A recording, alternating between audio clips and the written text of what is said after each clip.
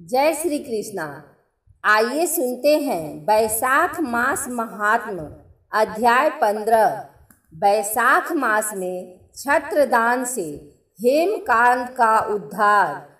नारद जी कहते हैं, एक समय विदेहराज जनक के घर दोपहर के समय श्रुतदेव नाम से विख्यात एक श्रेष्ठ मुनि पधारे, जो वेदों के ज्ञाता थे। उन्हें देखकर राजा बड़े उल्लास के साथ उठकर खड़े हो गए और मधु पर्क आदि सामग्रियों से उनकी विधि पूर्वक पूजा करके राजा ने उनके चरणोदक को अपने मस्तक पर धारण किया। इस प्रकार स्वागत सत्कार के पश्चात जब वे आसन पर विराजमान हुए, तब विदेहराज के प्रश्न के अनुसार बैसाख मास के महात्म्य का वर्णन करते हुए वे इस प्रकार बोले। श्रुतदेव ने कहा, राजन, जो लोग बैसाख मास में धूप से संतप्त होने वाला महात्मा पुरुषों के ऊपर छाता लगाते हैं, उन्हें अनंत पुण्य की प्राप्ति होती है। इस विषय में एक प्राचीन इतिहास का उदाहरण दिया करते हैं। पहले बंग देश में हेमकांत नाम से विख्यात एक राजा थे। वे कुशकेतु के पुत्र, परम बुद्धिमान और शस्त्रधारियों में श्रेष्ठ थे। एक दिन वे शिकार खेलने में आसक्त होकर एक गहन वन में जा घुसे। वहां अनेक प्रकार के मृग और बराह आदि जंतुओं को मारकर जब वे बहुत थक गए, तब दोपहर के समय मुनियों के आश्रम पर आए। उस समय आश्रम पर उत्तम व्रत का पालन करने वाले सतर्ची नाम वाले ऋषि समाधि लगाए बैठे थे, जिन्हें बाहर के कार्यों का कुछ भी ज्ञान नहीं होता था। उन्हें निश्चल बैठे देख राजा को बड़ा क्रोध हुआ और उन्होंने उन महात्माओं को मार डालने का निश्चय किया। तब उन ऋषियों के 10,000 शिष्यों ने राजा को मना करते हुए कहा, ओ खोटी बुद्धि वाले नरेश, हमारे गुरु लोग इस समय समाधि में स्थित हैं। बाहर कहाँ क्या हो रहा है इसको ये नहीं जानते, इसलिए इन पर तुम्हें क्रोध नहीं करना चाहिए। तब राजा ने क्रोध से विह्वल होकर शिष्यों से कहा, द्विज कुमारों, मैं मार्ग से थका मादा यहाँ आया हूँ, अतः तुम ही लोग मेरा आतिथ्य करो। राजा के ऐसा कहने पर वे शिष्य बोले, हम लोग भिक्षा मांगकर खाने वाले हैं। गुरुजनों ने हमें किसी के आतिथ्य के लिए आज्ञा नहीं दी है। हम सर्वथा गुरु के अधीन हैं, अतः तुम्हारा आतिथ्य कैसे कर सकते हैं।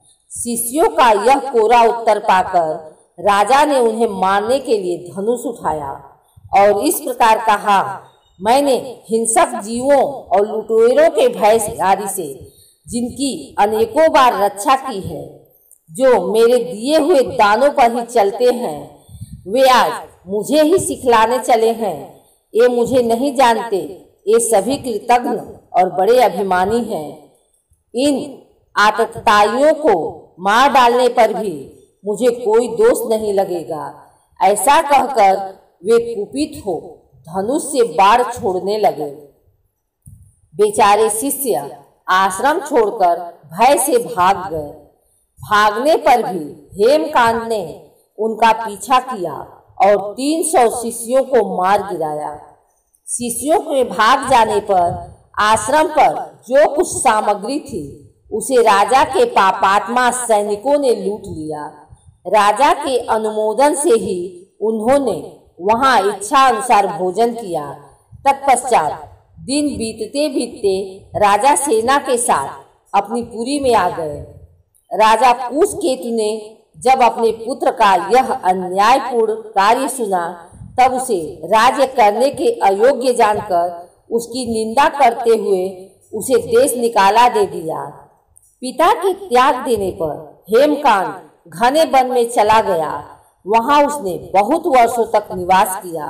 ब्रह्म हत्या उसका सदा पीछा करती रहती थी, इसलिए वह कहीं भी स्थिरता पूर्वक रह नहीं पाता था। इस प्रकार उस दुष्टात्मा के 28 वर्ष व्यतीत हो गए। एक दिन बैसाख मास में जब दोपहर का समय हो रहा था, महामुनि तीर्थ यात्रा के प्रसंग से उस वन में आए। वे धूप से अत्यंत संतप्त और तृषा से बहुत पीड़ित थे, इसलिए किसी वृक्षहीन प्रदेश में मूर्छित होकर गिर पड़े। दैव योग से हेमकांत उधर आ निकला।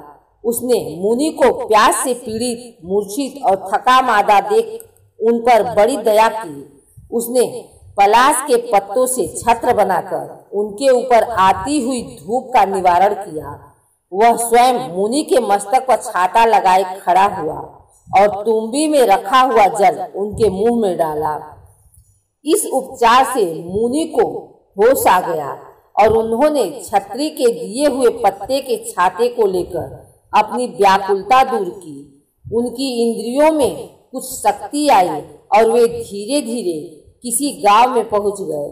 उस पुण्य के प्रभाव से हेमकांत की 300 ब्रह्म हत्याएं नष्ट हो गई। इसी समय यमराज के दूत हेमकांत को लेने के लिए वन में आए। उन्होंने उसके प्राण लेने के लिए संग्रहणी रोग, पेट का गंभीर रोग पैदा किया। उस समय प्राण छूटने की पीड़ा से छटपटाते हुए हेमकांत ने 3 अत्यंत भयंकर यमदूतों को देखा, जिनके बाल ऊपर की ओर उठे हुए थे। उस समय अपने कर्मों को याद करके वह चुप हो गया। छत्र दान के प्रभाव से उसको विष्णु भगवान का स्मरण हुआ। उसके स्मरण करने पर महाविष्णु ने विश्वक्सेन से कहा, तुम शीघ्र जाओ, यमदूतों को रोको, हेमकांत की रक्षा करो।